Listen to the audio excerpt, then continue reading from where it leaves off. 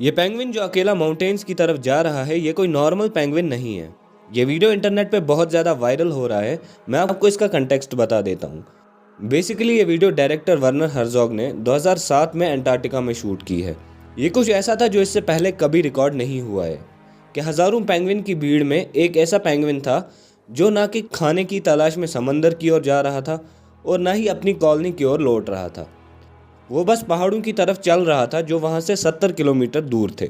बहुत से लोग इसे मोटिवेशन और इमोशनल कनेक्शन की तरह देख रहे हैं और कुछ लोग इसके बहुत गलत रीजंस एक्सप्लेन कर रहे हैं, पर रियलिटी कुछ और ही है। पेंगुइन्स रैंडमली या मस्ती में अकेला नहीं चलते, बल्कि इसका रीज़न उनका बिहेवियरल इशू होता है। साइंटिस्ट्स और एक्सपर्ट्स की माने तो इसके दो मेन रीजंस होते हैं। पहला, नेविगेशनल डिसोरिएंटेशन यानी दिशा भटक जाना। पेंगुइन्स नॉर्मली डायरेक्शन समझने के लिए सूरज की पोजीशन, अर्थ के मैग्नेटिक सिग्नल और फैमिलियर लैंडमार्क्स का यूज़ करते हैं, पर कभी कभी स्टॉर्म, फॉग या इंजरी की वजह से उनका नेविगेशन सिस्टम कंफ्यूज हो जाता है और पेंगुइन्स को वही रास्ता सही लगता है जो एक्चुअली में गलत होता है।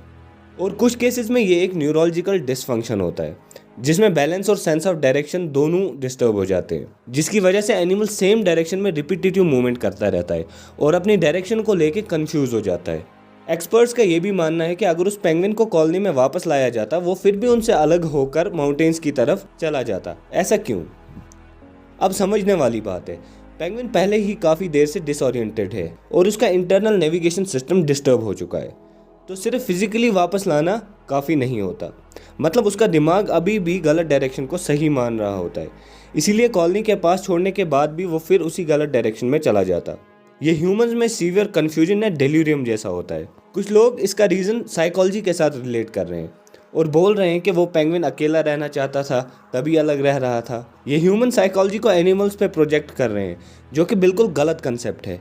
ह्यूमन इमोशंस जो हैं वो सेल्फ अवेयरनेस की वजह से होते हैं, जो एनिमल्स में बिल्कुल एब्सेंट होती है। और पेंगुइन्स एक्सट्रीमली सोशल एनिमल्स हैं, वो हमेशा अपने ग्रुप में ही रहना पसंद करते हैं।